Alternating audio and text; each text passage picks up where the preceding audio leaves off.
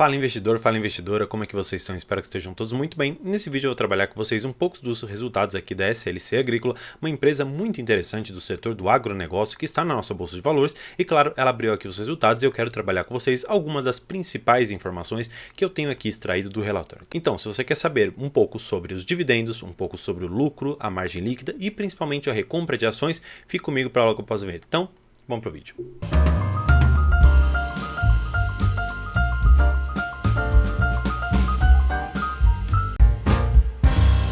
Trazendo vocês aqui direto para a tela, eu convido mais uma vez a se inscrever aqui no canal. Estamos chegando aqui quase aos 1.400 inscritos. Eu tenho que agradecer muito a todos vocês que estão acompanhando meu canal. E claro, estou aqui de layout novo, um colega meu, amigo pessoal, fez essa arte aqui para mim. Eu quero agradecer muito a ele por ter feito esse trabalho muito bonito aqui, melhorando um pouco a visão do canal. E claro, sem mais delongas, eu vou direto aqui para o que é e o que faz a SLC Agrícola para o caso de alguém ter clicado nesse vídeo e não saber o que ela faz e buscando talvez mais informações a respeito da empresa, seja interessante você ter noção em que momento do setor do agro, que é tão grande, nós estamos alocados especialmente nessa empresa do SLC Agrícola. Hoje, a gente pode enxergar que essa empresa, ela vem lá de trás, de 1967, e ela é uma produtora de soja, de milho e algodão, e ela trabalha também no plantio de pastagem e criação de gado, fazendo aqui uma integração de lavoura e pecuária. Ela também é detentora da marca SLC Sementes, que basicamente aqui ela comercializa sementes de soja e algodão. Então ela faz o seguinte, ela além de toda a atuação no próprio plantio e um pouco de criação ali de gado, ela também tem uma parte que chama-se de beneficiamento de sementes. Então, para que você entenda exatamente o que ela faz, ela tem ali, por exemplo, a semente do milho. Só que nós sabemos que algumas pragas, algumas coisas assim do gênero, elas atacam essas lavouras. Então o que essa empresa ela faz? Ela pega aquela semente, ela de uma certa maneira transforma ali em nível molecular, nível bem assim específico dentro da questão da formação ali daquela semente para que ela seja muito mais resistente a questões, por exemplo, relacionadas ao clima, relacionadas a determinadas pragas e outras coisas assim do gênero, para que exatamente aquela semente ela seja beneficiada. Claro, existe aqui toda uma questão se isso pode ser prejudicial ou não para o ser humano, mas todas as pesquisas até o momento elas se mostraram totalmente favoráveis para o ser humano, não havendo ali nenhuma alteração substancial que possa prejudicar o consumo aqui do homem ou até mesmo dos animais que tem ali o consumo da soja, especialmente do porco e da galinha.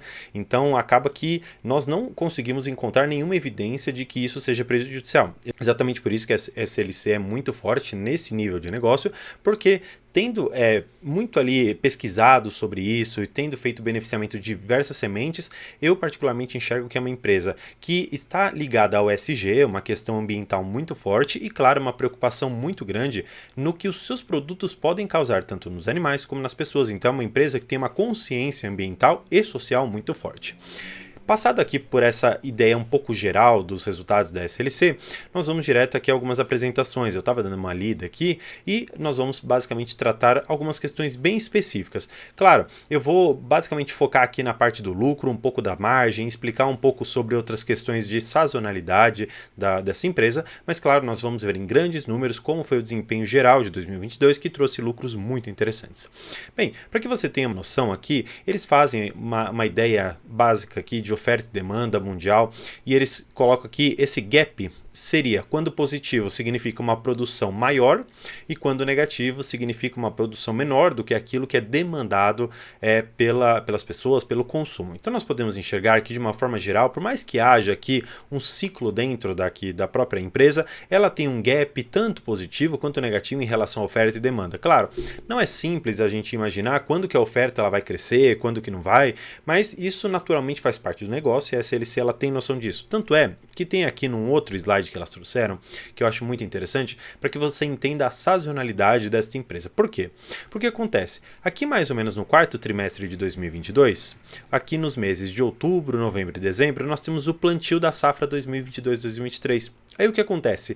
Neste momento, aquelas sementes que elas foram talvez produzidas e tudo mais, elas estão sendo plantadas, ou seja, aquilo lá vem de um pedido que foi feito lá atrás. Então, para que nós entendamos isso numa maneira contábil, hábil. Vamos considerar um período de 12 meses. Lá no primeiro mês, eu vou ter, por exemplo, o pedido ali de uma determinada empresa de uma quantidade X de sementes. Aí o que acontece? Aquele pedido, ele é faturado no mês 1. Só que acontece, aquelas sementes para elas produzirem, para ocorrer todo ali o beneficiamento das sementes, isso demora um certo prazo. Então o que acontece? Eles só vão entregar isso, por exemplo, no mês 5.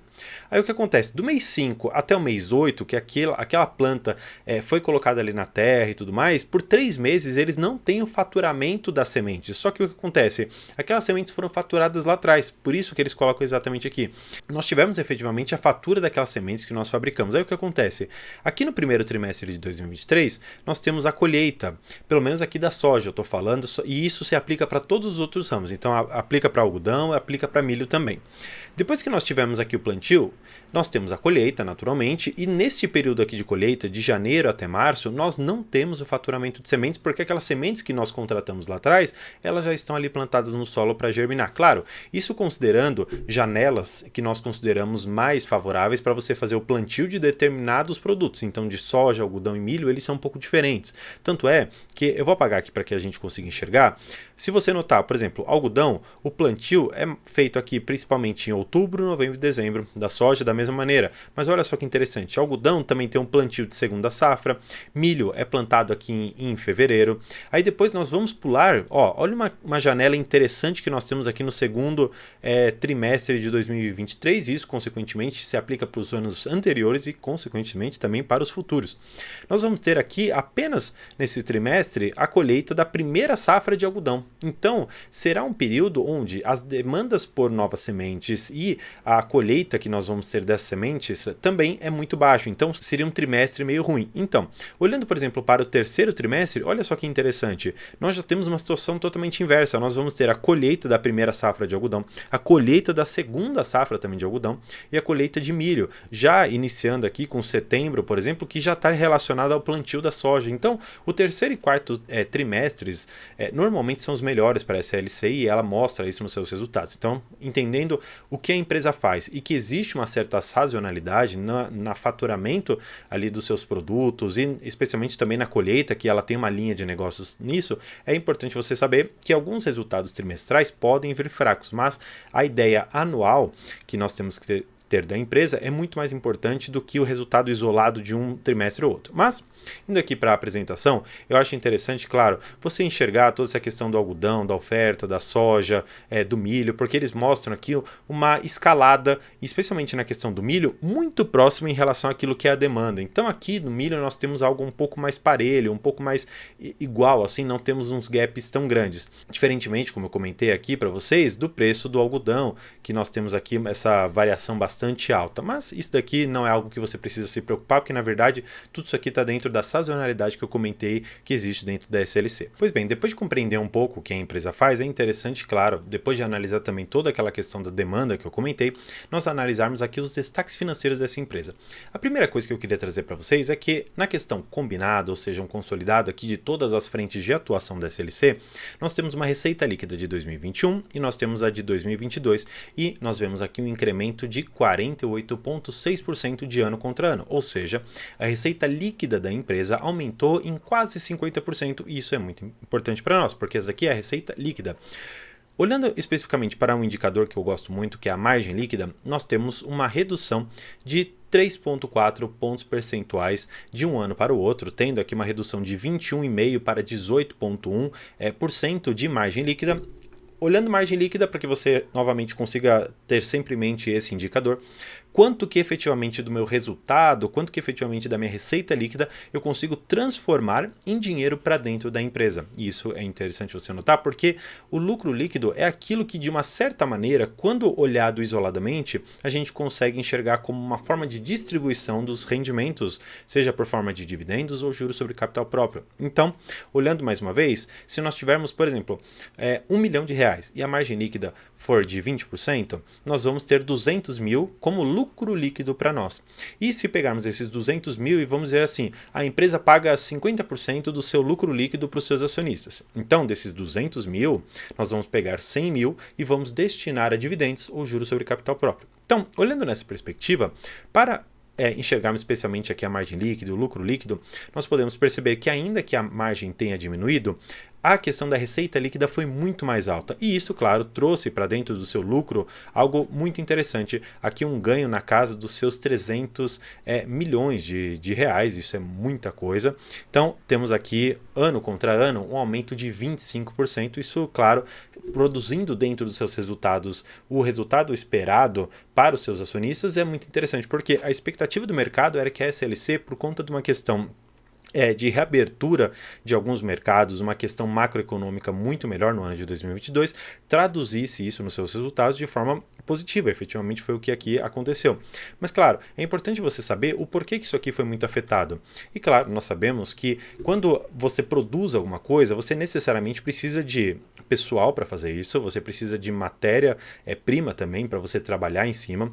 E todos os custos dessa empresa, e claro, da maioria das que trabalham nesse ramo, foram muito afetadas por altas taxas de juros, especialmente aqui as brasileiras e norte-americanas, porque quando nós enxergamos no mercado globalizado, especialmente relacionado à agricultura, que nós temos muitos insumos que vêm lá de fora, a taxa de juros lá americana acabou afetando muito também essa forma de custeio da empresa, essa forma de você capitalizar a empresa, assim como a nossa taxa Selic num patamar muito alto fez com que, por exemplo, o salário dos seus funcionários aumentasse, que alguns produtos que são fabricados aqui dentro tivessem também seu preço aumentado, e claro, isso é uma consequência normal de uma taxa Selic alta, de juros aqui no Brasil bastante altos, e isso consequentemente reflete na questão da sua margem líquida e no seu lucro final. Por quê? Quando nós temos uma receita que cresceu muito, mas que o lucro ele não acompanhou efetivamente, nós temos que ir para a linha de despesas e enxergar de onde que esses custos saíram para reduzir tanto esse lucro. E olhando efetivamente, eu consegui concluir que a taxa de juros foi um dos principais fatores que acabou aqui impactando o lucro líquido dessa empresa, mas não deixa de trazer um aumento assim de ano contra ano de 25,3%.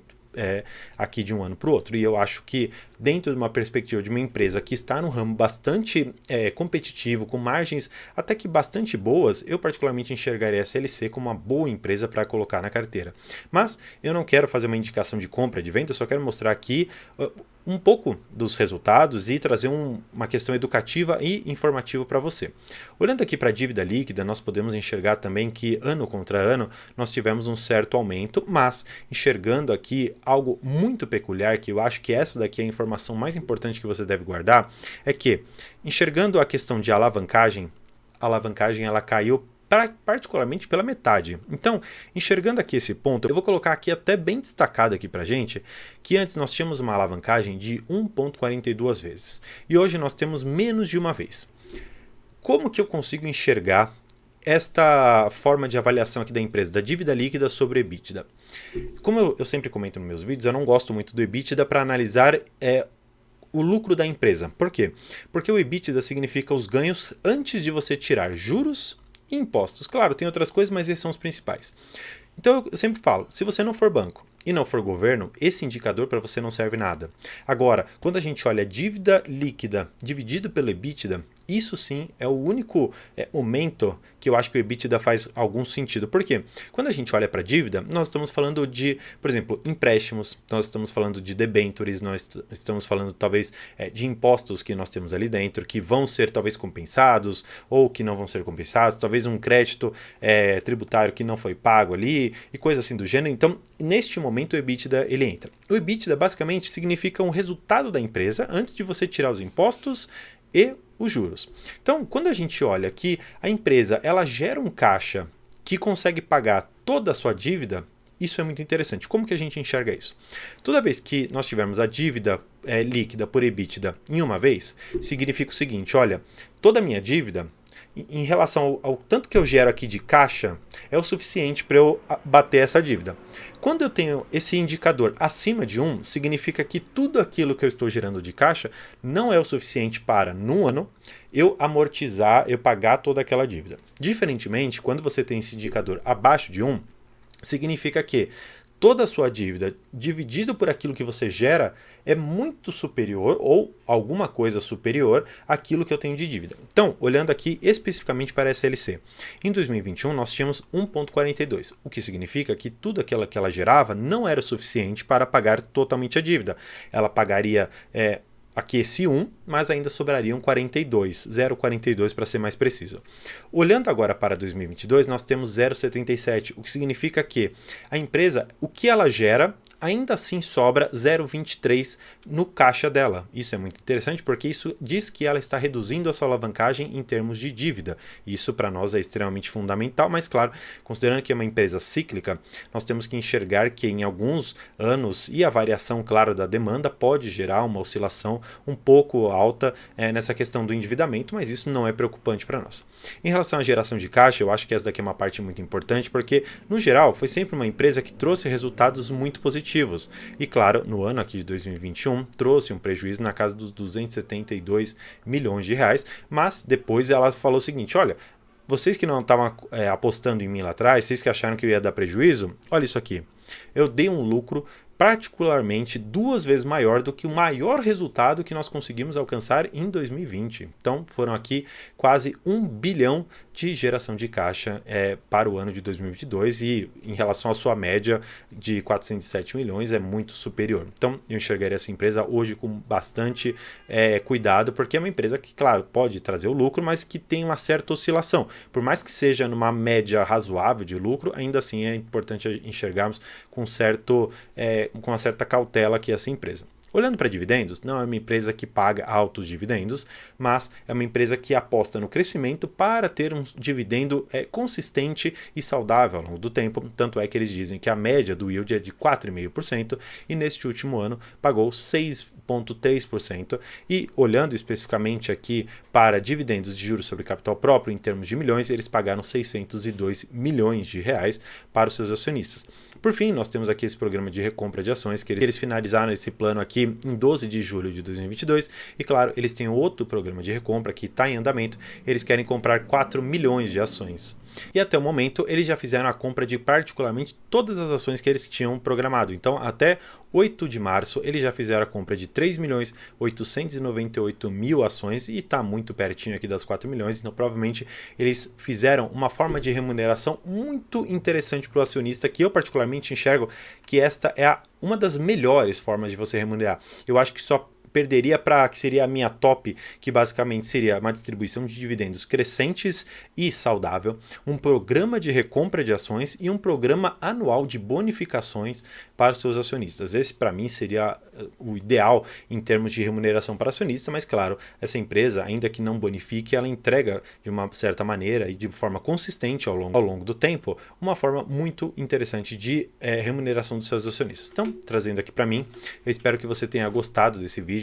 Mais uma vez, peço que não se esqueça de se inscrever para que sempre fique antenado aqui das notícias que saem de diversas empresas na nossa Bolsa de Valores e espero que tenha gostado do conteúdo. Então, por hoje é isso. Muito obrigado e tchau!